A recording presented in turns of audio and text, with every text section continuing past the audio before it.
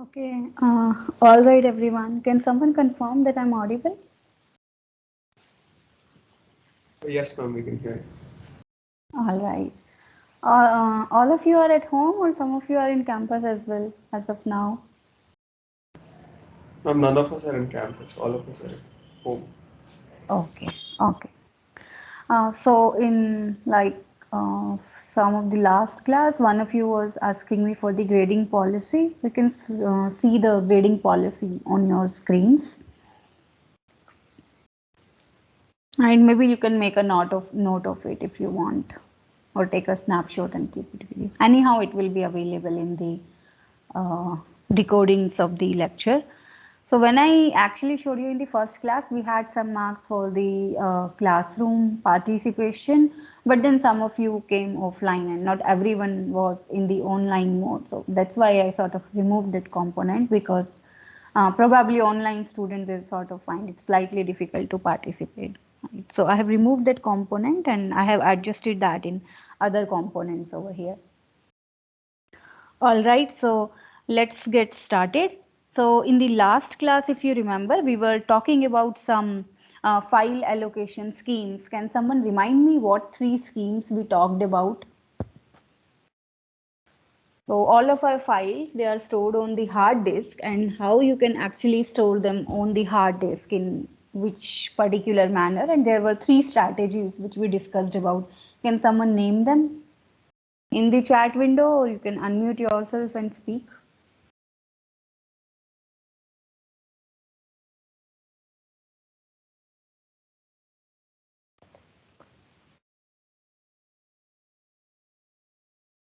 Waiting for your answer.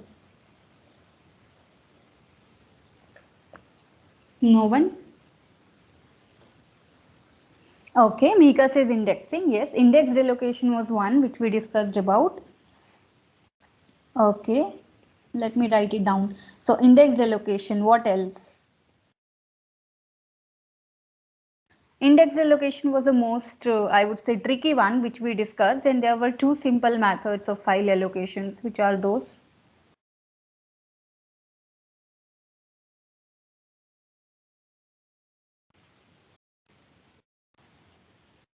So there were three. One was your contiguous allocation, like you do it for the main memory.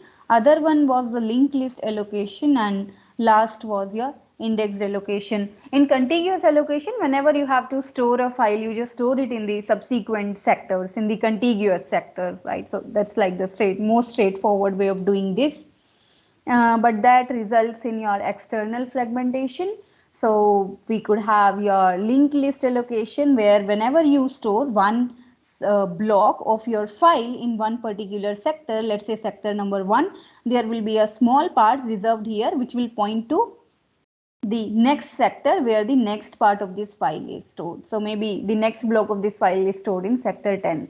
So this was your linked list allocation. So your files can easily grow here. And the last one which we discussed was about the indexed allocation. So whenever you have a file and you have to store it in some blocks, there can be one or more blocks which you can allocate as the index blocks. And what these index blocks will do, just like the indices in your book, corresponding to each block of your uh,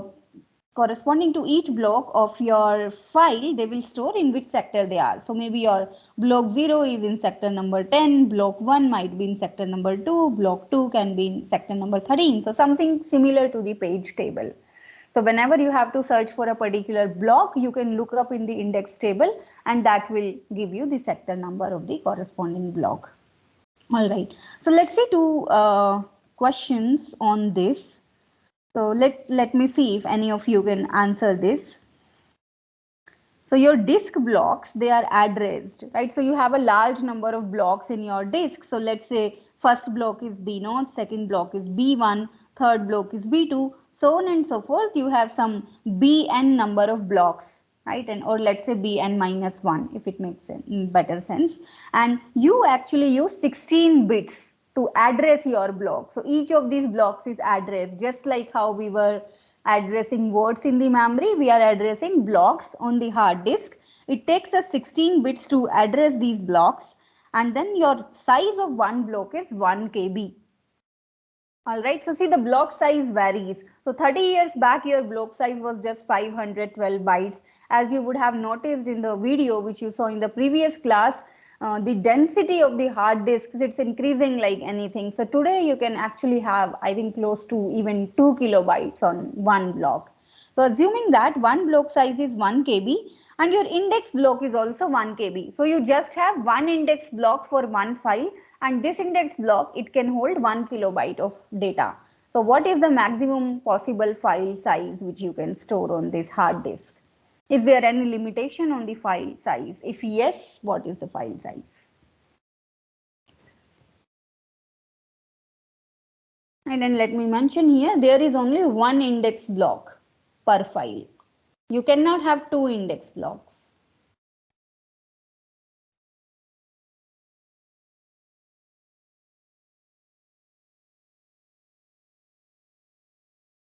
Okay. So can someone tell me how many blocks are there on a total on this hard disk? So let's first try to compute the number of blocks.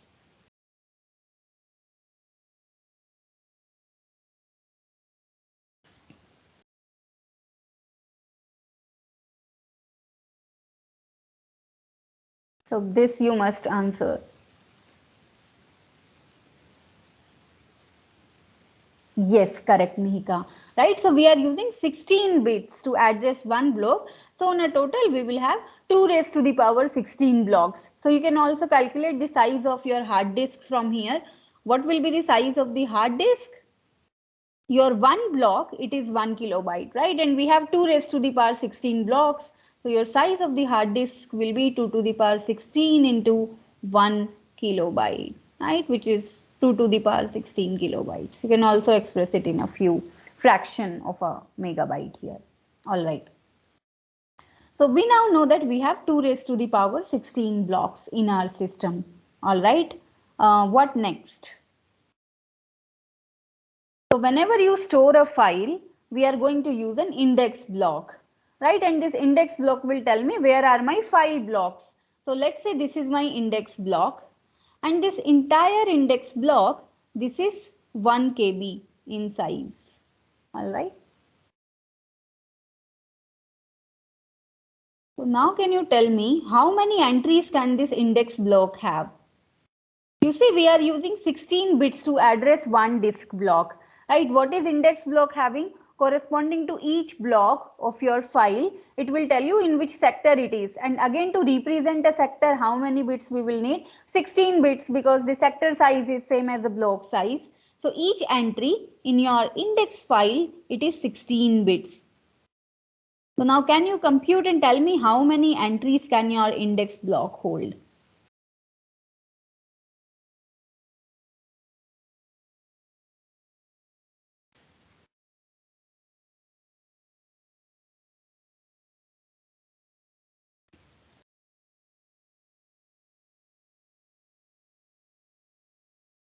2 raised to the power 10. So 1 kilobyte divided by 16 bits, right? Each entry is 16 bits, correct? So can I write it as 1 kilobyte, which is what, 2 raised to the power 10 bytes, divided by 16 bits is 2 bytes, right? So it's actually 2 raised to the power 9, right? Any doubt here, anyone? So remember that this thing is in bytes and this thing is in bits. So take care of the unit conversion. Okay, so we got 2 raised to the power 9 entries in this index block. So let's say this is entry number 1, entry number 0, entry number 1, so on and so forth. You can have a total of 2 raised to the power 9 entries here. What is each entry telling you? Each entry is telling you the address of the block where you have the data. So this 16 bits tell me where is the first block of your file in the hard disk. This tell me where is your second block of the file in the hard disk, so on and so forth. So how many blocks can we have? In your file, the number of entries which you have in the index file. So we can have 2 raised to the power 9 blocks of data in a file on a maximum, and then again each block is what? Each block is 1 KB. So the size of your file becomes 2 raised to the power 9 into 1 KB, which is 0.5 MB. So I'll stop here, take a look at it, and if there are any questions, you can ask me. I'll give you like half a minute to stare at this calculation.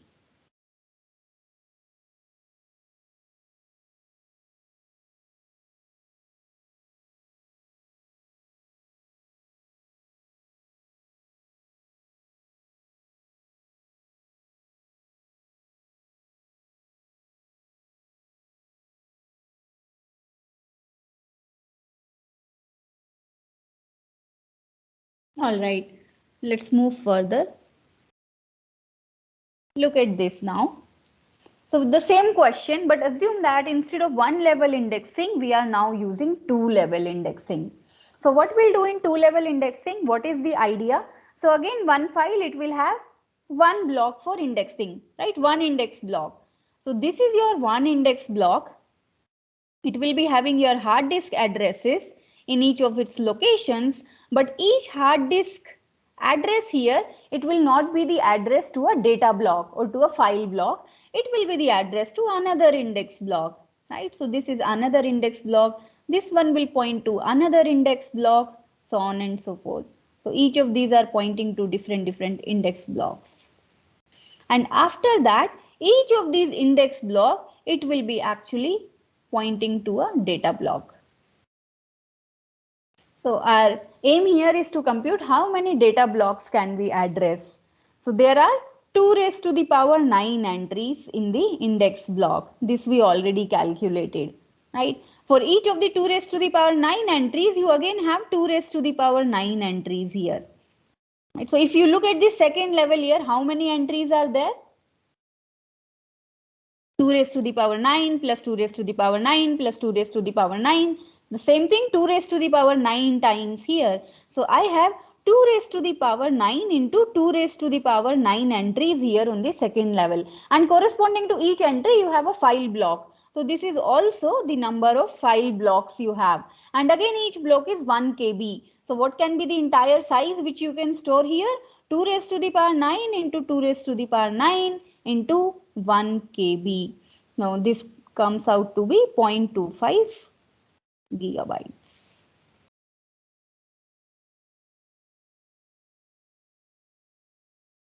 Okay. Can you now tell me what will be the maximum file size if we talk about n level indexing, where n can be anything? So we have already talked about one level indexing, two level indexing. What will happen for n level indexing? What can be the maximum file size?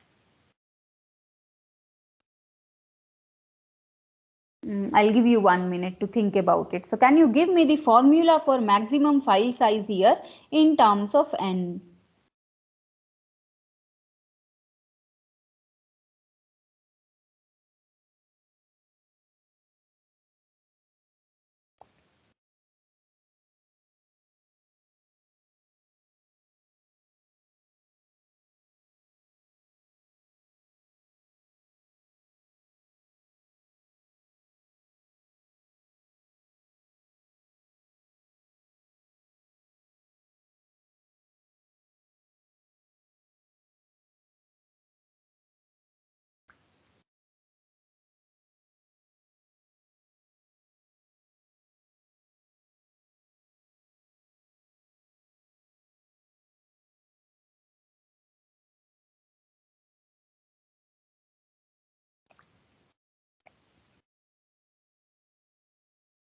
Okay, so Mika has the answer 2 raised to the power 9n into 1 KB.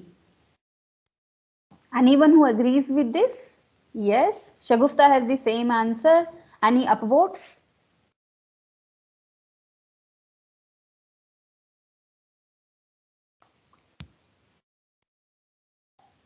Correct. So both of you are correct, right? So that will be the maximum file size. So when we are having only one level, right, we have 2 raised to the power 9 entries. On second level, we have 2 raised to the power 9 into 2 raised to the power 9 entries. If you increase the level by 1, you'll have 9 into 9 into, I'm sorry, not into 9, 9 plus 9. Third level, you have 2 raised to the power 9 plus 9 plus 9, right? So similarly, if you talk about the nth level, it will be 2 raised to the power 9 n KBs. All right, let's move forward.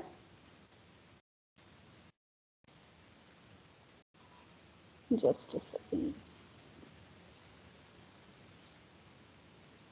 So we are mostly done with most of the logical stuff in the course. What remains is some theoretical portion which talks about the file system in general and the architecture of your input output devices. So that part mostly belongs to computer architecture, but I'll give you an overview of this. So till now what we have talked about, we talked about the disk scheduling algorithms, we talked about how do you allocate space to files on the disk. Let's talk a bit more about the file system. So as we have discussed, whenever you have each file, so you store that file on the hard disk, and we have a number of allocation schemes which we just now discussed. So you would have noticed with each of the allocation schemes we drew a table, right? So if it was the, what did the table tell me? So if you remember about the contiguous allocation scheme, we had a table where corresponding to each file name here you had two entries. So the first entry would tell you from which particular sector did the file start in your hard disk. So maybe it could be sector number 12, and then there would be another block which would tell you the size of the file. It similarly, there would be file F2, F3, so on and so forth. In the case of linked list allocation, you only require the first sector of the file. In the case of indexed allocation, you would need to keep track of where is the index block situated in which hard disk sector.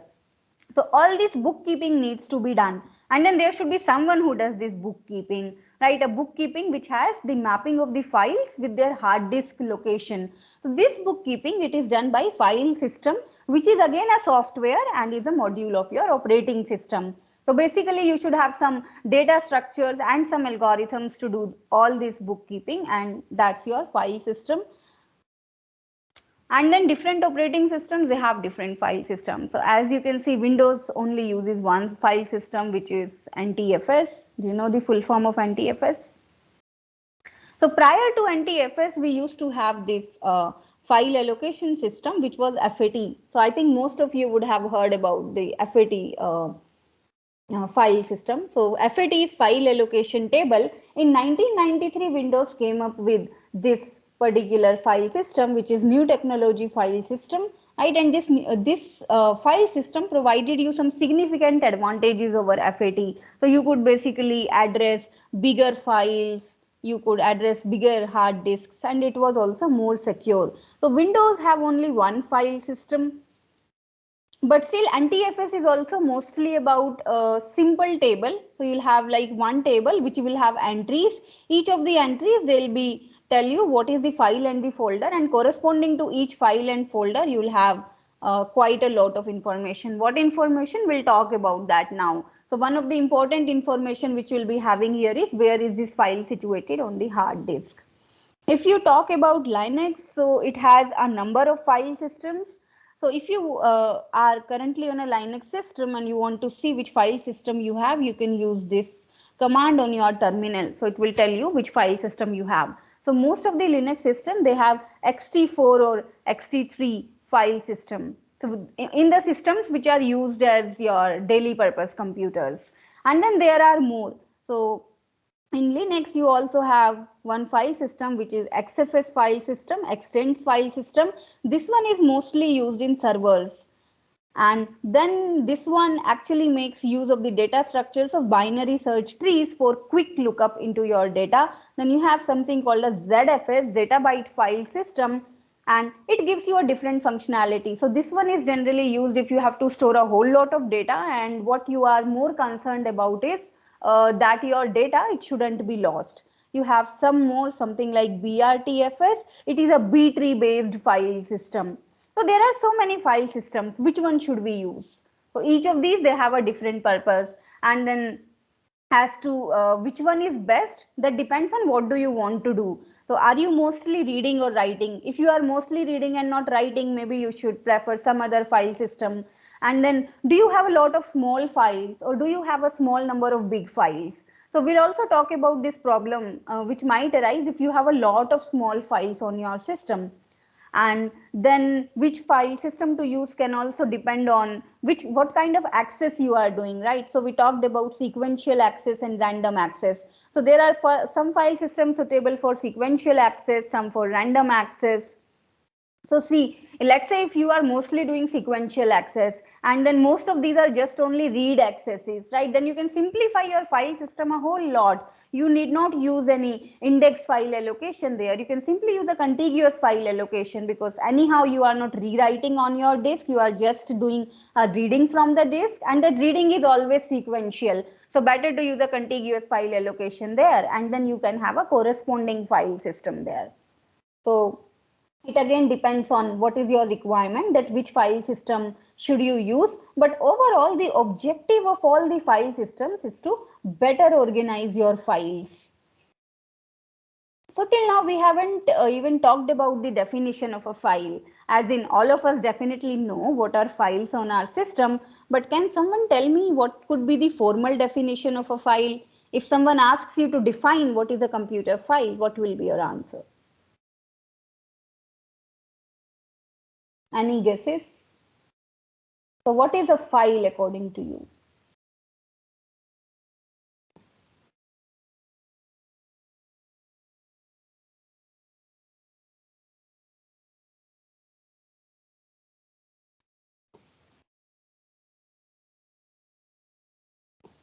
Anyone?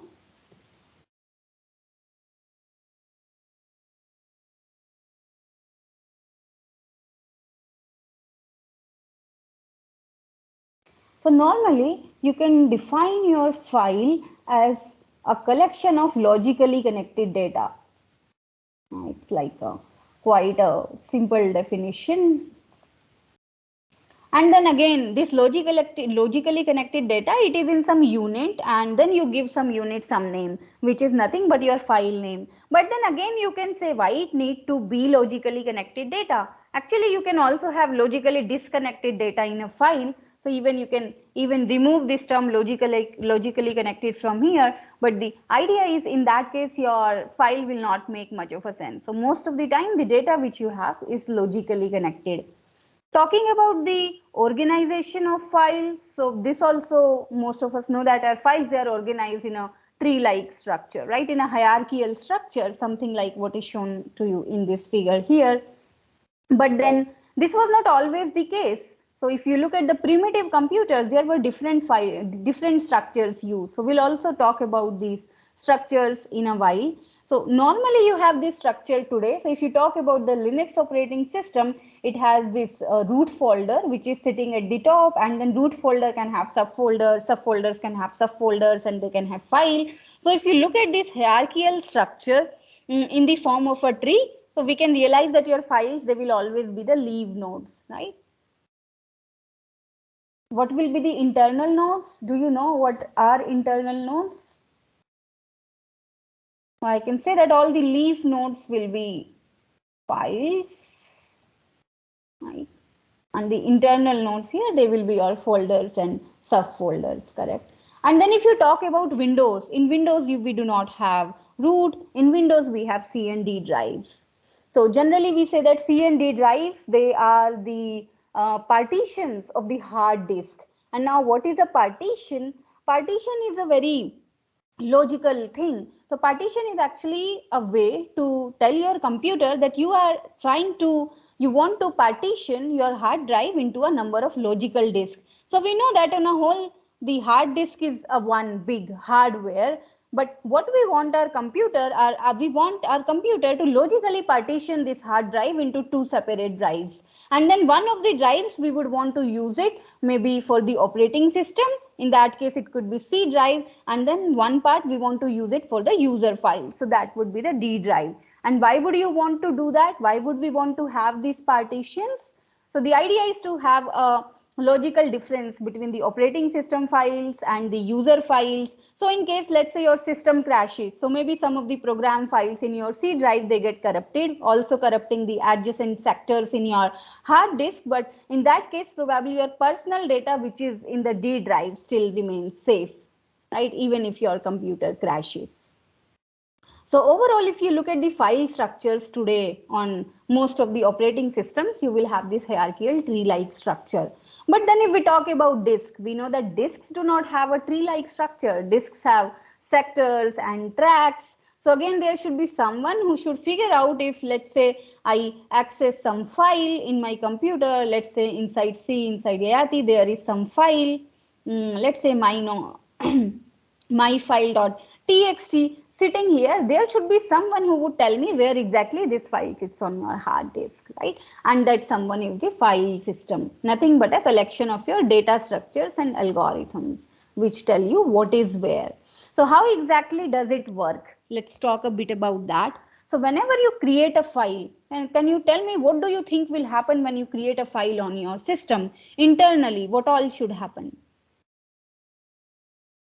So you just did a right click and then you created a notepad file, you wrote something in that, you saved it and closed it. So what all happened when you did this?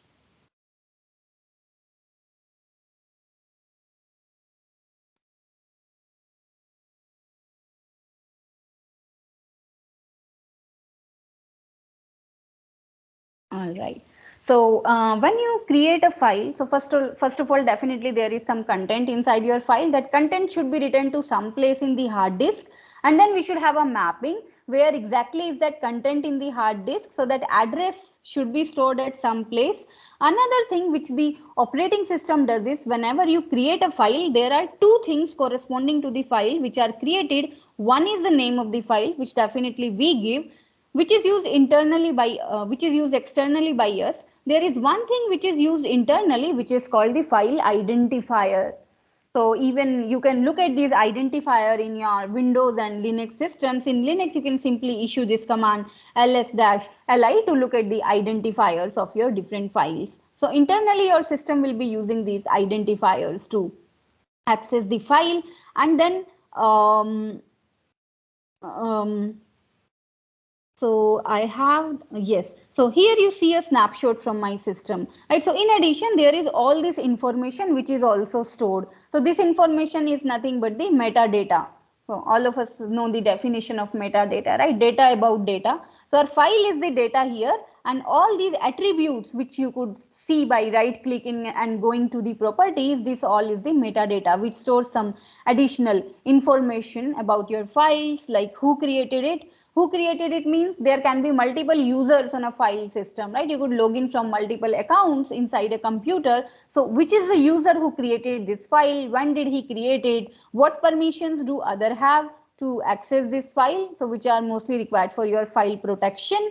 The name of the file, how big it is on the file, and one most important thing is where does this file sit on your disk, right? So here you can see in this particular case, I can't see the address on the disk, but you can see two things here, what is the size and what is the size of the file on disk. So as you see here, the size of the file on the disk is slightly bigger than the size of the actual file. So that might be probably because of some bookkeeping which your operating system is doing. So maybe some of these blocks when you are storing your file on the disk are the index blocks, right? So when you look at the size of your file on the disk, it will actually be more than the actual size of the file. So what your Unix and Linux operating system does is they use this concept of inode in order to manage and store the files. So whenever you create a file, so always you create it inside some directory, right? So no file can exist outside a directory. So whenever you create a file, there is a file number which is given to it, and there is a inode number or the identifier which is given to it. I've shown you a snapshot here. So you look at all these numbers here, all of these are the identifiers. What is actually this inode? So it is similar to our process control block. You remember process control block was a way of bookkeeping some data about the processes. Inode is simply a structure, or it can be an object of a class which is used to store some data about your files, and it has some important information about the files. So it is nothing but a structure, and this structure, so you can sort of visualize it as struct inode, and this struct inode, it is going to have a lot of data here. What all data will be here? So first of all, your file identifier or the file ID which you are seeing here, then you can have all this metadata which we discussed about here. So the type, location, protection, time, date, and all those things, they will be here. In addition, what it will have is the location of the file on the disk. We will see how this is stored in a while. Right? So we do not know whether the file is being stored contiguously or in a linked list fashion, or is it an indexed location. We will see how that is actually done. Right? And when this file is created, so see, when you create the file, there is one thing which is written to the hard disk, which is the actual content of the file, and then there is the structure variable created. It also has to be stored somewhere, right? So this structure variable which has all this information, it is also stored alongside with the file on your hard disk, right? And then you can see you see an icon or the file name on your system, which is a link to the corresponding inode. So let's look at how inode looks. So the struct inode, it looks something like this. So this is all the information which it has. So first is the information. So this is all your metadata, file attributes, what is the size of the file, who created it, file permissions, and all those things. Apart from that, it has some 15 pointers. All of these blocks are the pointer blocks. And as we know, what are pointers? Pointers are nothing but addresses. So which addresses do they have? So all of these, they have some addresses of your disk. So everything here is a disk location. Right? And what do these disk locations tell us? So these pointers, they serve different purpose. If you look at the first 12 pointers here, right? So first 12 pointers here, they tell you the disk location of the data blocks, right? So if you have a file and let's say it's a very small file, so your first pointer here, so most of the time, as I told you, the data block is of the size 2 KB. So let's say you create a file of size 2 KB, right? So what will happen? There will all the information which will be stored in the inode. There will be a data block of 2 KB and there will be a pointer sitting here to the disk location which will point to this data block. Now, let's say you have a file of 4 KB, then you'll have one more block on your disk and the second pointer will also be utilized. Otherwise, the second pointer would have been simply null. So now this second pointer is pointing to the second data block, so on and so forth. But this happens till the first 12 blocks. So the first 12 blocks, they give you the direct data blocks, right? So this is kind of a direct addressing. You want the first block, you look at the first location, want the second block, look at the second location, so on and so forth, right? So using these direct data blocks, what can be the maximum size of a file which I can have? Assume that I'm not using any of these blocks. So these are for your indirect data blocks. So I'm only talking about the direct data blocks as of now. What is the size of file which I can have? So assuming that all these data blocks here, they are null.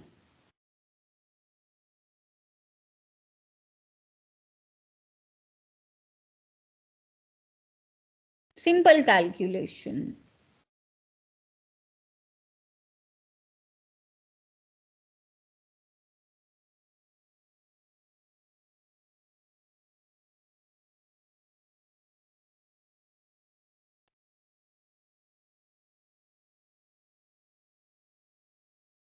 We have 12 blocks, right? Each block is pointing to one direct data block. So you have 2 into 12. So you can have 24 KB, right? So if you have a file size of, you have a file of size 24 KB, you can actually use these first 12 direct pointers, right? So you can address these files of size up to 24 KB by just using these direct pointers. Now, if the size of the file, it exceeds 24 KB, or let's say if your data block is of the size 4 KB, then you can access the files till the size of 48 KB using these direct data blocks.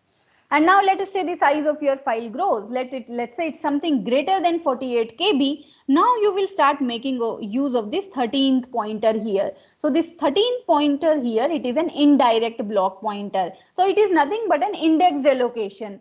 Once your file, it grows beyond 48K, now you stop using these direct pointers. See, otherwise you will have a lot of direct pointers, right? So let's say your file was of the size 100 KB. right? So 100 by 4, you will be requiring 25 direct pointers. So if you do it like that, your size of the inode will keep, the size of this inode will increase a whole lot. So we have files of size in GB. So see how many direct pointers will we require there. The size of the inode will become very big. So generally we do not do that. So corresponding to these first 12 blocks, you have the direct pointers, and then once your size of the file increases beyond 48 KB, we make use of this 13th pointer over here, which is an indirect block pointer. So instead of directly pointing to a file block, it points to an index block. And now this index block, it is an index block. For the remaining blocks of the file, it will tell you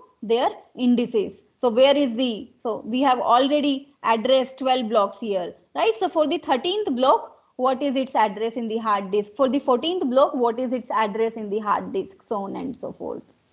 Right.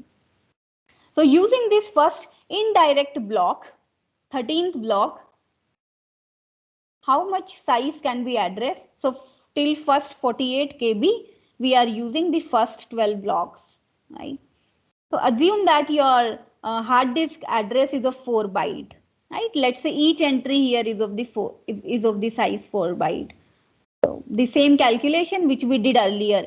This block, it is of the size 4 kilobytes. So how many entries can I have here? 4 kilobytes divided by 4 bytes, right? 1 kilobyte, 1 kilo, basically 1024 entries I can have here. And then all those 1024 entries, they are again pointing to the data blocks. So what can be the size which I am addressing here? I can have 1024 blocks which can be addressed here, and then again each block is 4 kilobytes, right? So if you look at this 13th indirect pointer, the 13th block, it will allow you to actually address 4 gigabytes of storage. So if you have something from the size of 48 kilobytes to 4 gigabytes, you will be using this 13th pointer. I'm sorry, not 4 gigabyte, 4 megabyte, correct? 2 raised to the power 20 here. Similarly, if your file size goes beyond 48 kilobytes plus 4 megabytes, you make the use of this 14 pointer here. So this 14 pointer here, it is a doubly indirect block. It means double indexed allocation. So now if you go here, 14th block, it will be pointing to a block which is again an index block, and each of these index block will again be pointing to an index block, and all these index blocks, they will be then pointing to the data blocks. So if you compute it, so let me write down here. So using all these blocks, you can address 48 kilobytes of data. Using this block, you can actually increase it up to 4 megabytes. If you make it doubly indexed allocation using the 14th pointer, you can address 4 gigabyte. Similarly, for very large files, we actually use a trebly indirect block pointer here. So if you use this trebly indirect block pointer here, you can compute it. I leave it as an homework exercise. You can actually address up to 4 terabytes of data. So that is how this structure inode works. So whenever you create a file, the content of the file is written on the hard disk. Correspondingly, this structure inode is filled, and this inode also, it is at some location in the hard disk, right? So to access the file, we just need this inode, and then there should be some way of accessing the inode from the name of the file. That is done with the help of a directory. Now, what is a directory? Directory is again a file. So that simply means whenever you create a directory, there will also be an inode created corresponding to the directory. But then a directory, it will not contain any actual content. So it will just contain the names of your files which are inside the directory. Corresponding to the name, you will have the corresponding inode pointer. Once you have the pointer to the inode, you can go to the inode and access the data on the hard disk. Now, how you actually have the content inside the directory? Again, there can be a number of ways to do that. So one idea is to, each directory can simply have the names of all the files and folders inside this and the associate inode pointers. You can make it a simple table. You can make it a hash table, again, dependent on the trade-off between time and space, right? All right. One more thing here. So as I told you, whenever we create a file, So there is some part on the hard disk which is given to your file, and then there is some part on the hard disk which is being given to the inode corresponding to this file. Again, you can decide how to manage the space between the file and the inode. So one idea can also be to bifurcate this space. So I know that files will be much bigger in size as compared to the size of the inodes. So maybe I can again do a partition here. I can say that this part of my hard disk, it is reserved for storing the inodes. This part, it is there for reserved for the files here, and then I can have a bigger space here, right? Because files are going to be bigger. So that is, there is a problem which can arise if you have a lot of small files. So sometimes on some operating systems, it can so happen that you have a whole lot of space on the hard disk, and then let's say this is the space which you have for the inodes, this is the space you have for the files, but you create a lot of empty files. Let's say you create millions of empty files, so there are a millions of inode actually stored here, but this space, it is not being utilized at all. And let's say you now want to create a new file, so there is all this space available here, but it can say that it doesn't have space because there is no space in the inode part of it to create a new inode. So there is when having a lot of small files in a system can sometimes lead to a trouble, but generally we do not do that. Talking about the overall structure of the directory, so as we know that today we use a structure which is something like this, which is a tree structured directory, but as I told you, it was not always the case. So sometimes back, people used to use this simplest directory structure, where in your entire system you will have just one directory. You couldn't create any more directories and any more subdirectories, and whatever files you will have, all those files will be in this single level directory here. Then definitely such kind of a system is very easy to implement. So whatever file is created, I just dump the corresponding entry into this single directory. So the advantage is it is simple to implement, easy to implement. What are the disadvantages here? Anyone? So a whole lot of disadvantages here. So less flexibility. I cannot logically organize my files into some more directories. And then as we know that there are multiple users on a system, so I'm not giving a separate directory to each user.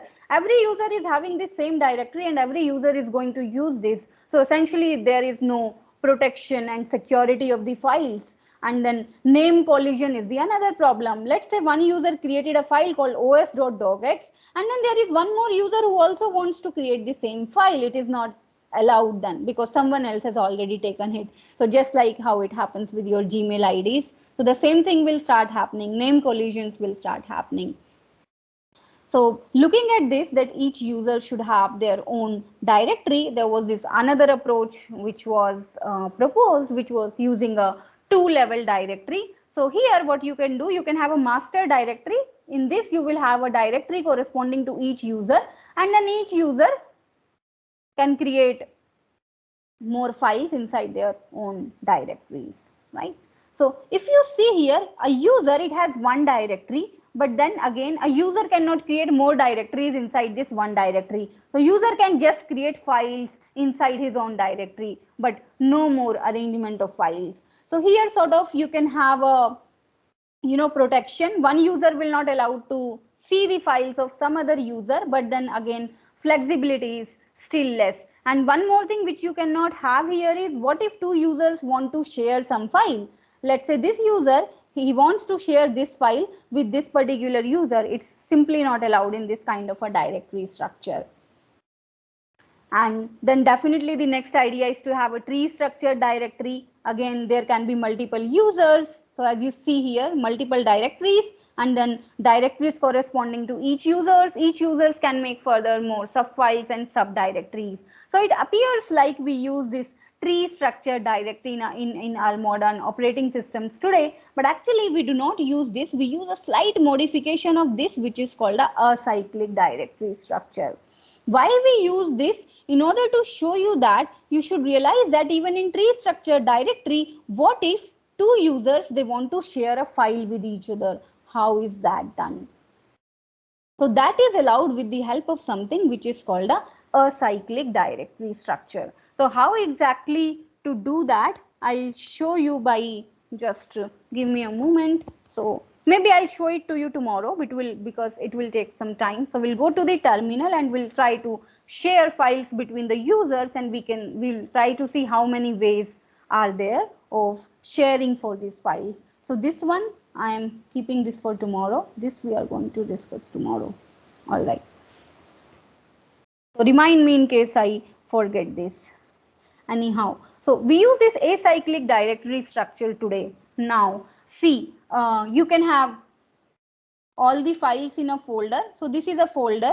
Its content will be all the files and the inodes of this file. Where will be the entry for this folder? It will be in the super folder for this folder, basically the parent of this folder, so on and so forth. You keep doing this. Root is the one folder which will have the entries corresponding to all the other files and folders which are inside the root, and correspondingly you will have the inode numbers here. And then somewhere we should also store what is the inode of this root.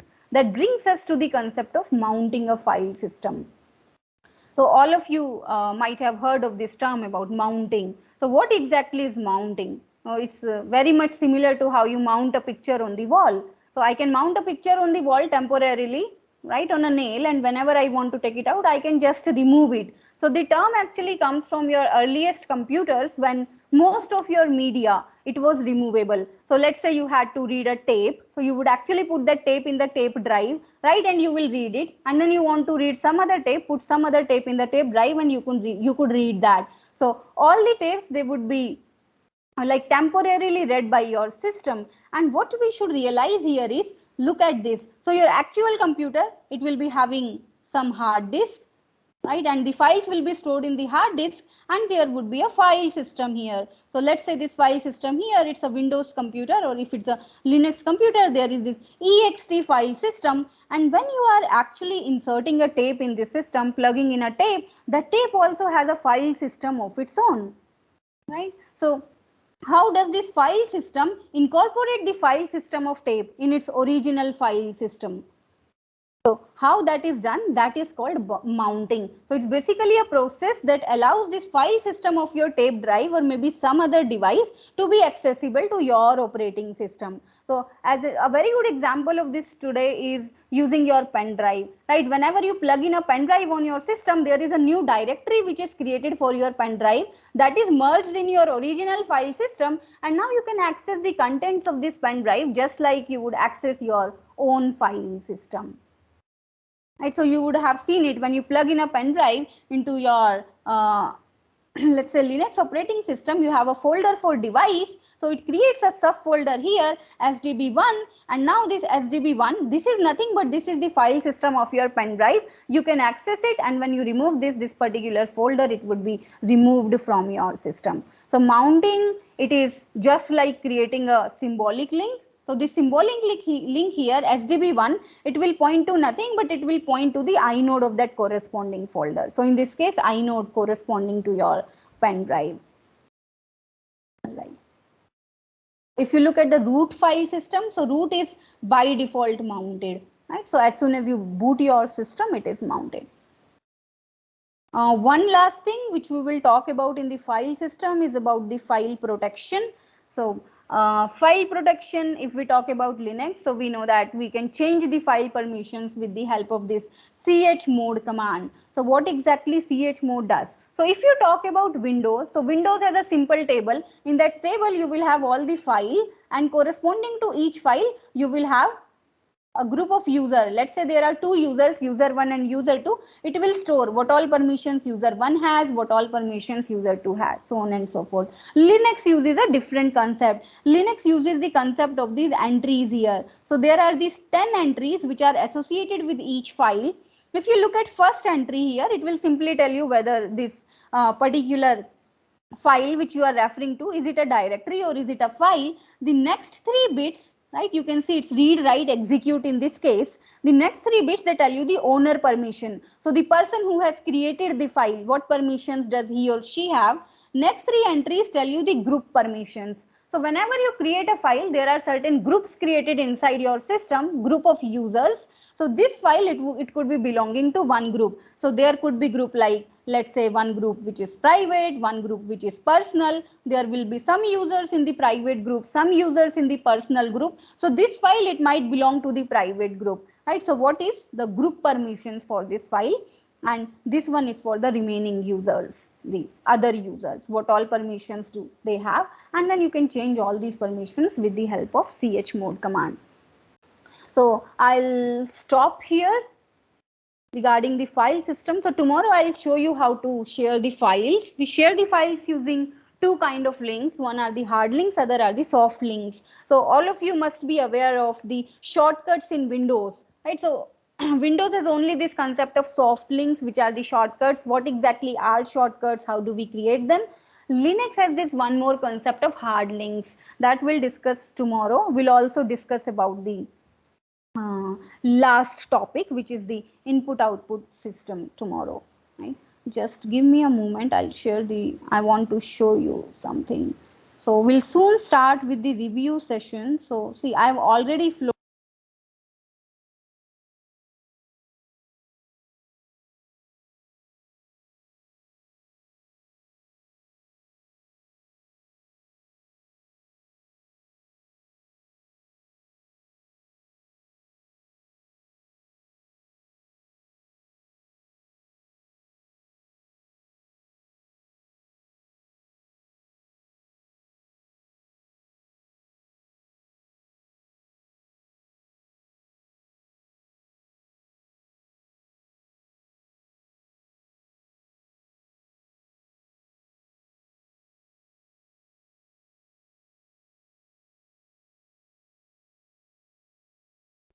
Ma'am, you're muted. We can't hear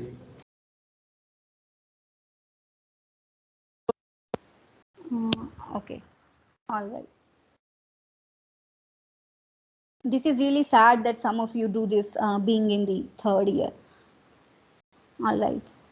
So I hope my screen is visible to you. So these are the responses which I got till now. So what I want is, so you can look up your roll numbers here in case you have responded to the form saying that you want to present a particular topic. So talk to each other. What I want all of you to do is to decide on a date when you will be giving your review session and just email it to me. So I'll do it on a first come first serve basis. So whoever gives me the date first, I'll plan their presentation on the same date. So what I'll be doing is each of the person who will be presenting, I'll be giving you some bonus marks. So the bonus marks will be on the range of 1 to 5 based on how well you have performed. All right. So it seems like we have close to 16 people here to present.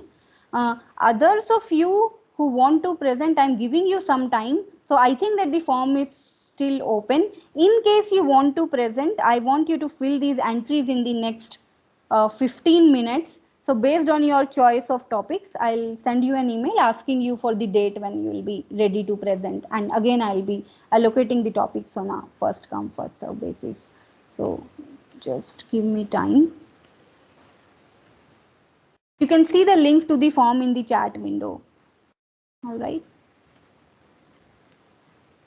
So these are the entries which I have till now. If I'll have more entries, I'll fill it in the table and I'll let you know when you have to present. Otherwise, we'll have simple review session. So in case you are presenting some topic, once the reviewers they present the topic, we'll take up some practice questions on the same topic. For the other topics for which we do not have any reviewers, I won't be sort of repeating that topic in the class because see, me repeating doesn't make much sense because you can always go back to the recorded lecture videos and watch them. So for those topics, we will only discuss the practice questions. So if required, I'll give you some overview and then we'll discuss the practice questions. For the topics for which we have volunteers, once they review the topic, after that we will have their presentation. So as of now, we have 1, 2, 3, 4, 5, 6 teams here. So also one more thing here. So if we get some more responses, we won't have more than 5 members in a team. So as of now, since these people they responded, I even have 6 members in a team. But for the remaining students, we won't have more than 5 members in a team.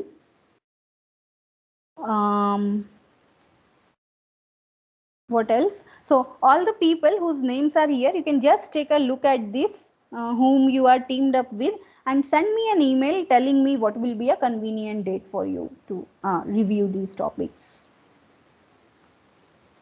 Any queries here? Maybe I was a bit fast. So once we are finished with this syllabus tomorrow we'll take up some practice questions on one of the topics which is mentioned here, and then on your convenient dates we will start with the review sessions.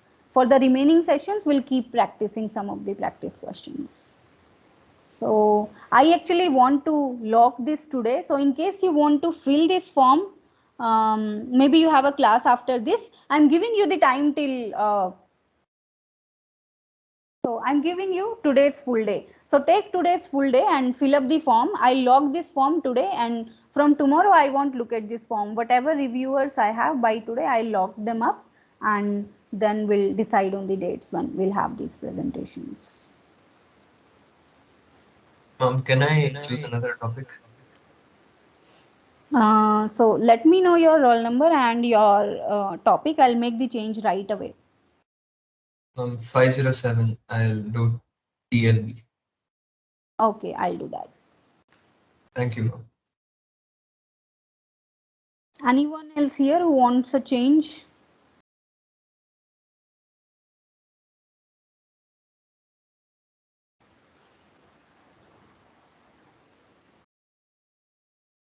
All right, so we'll stop here. If you have no queries, you can leave. If you have any queries, you can stay back and discuss with me.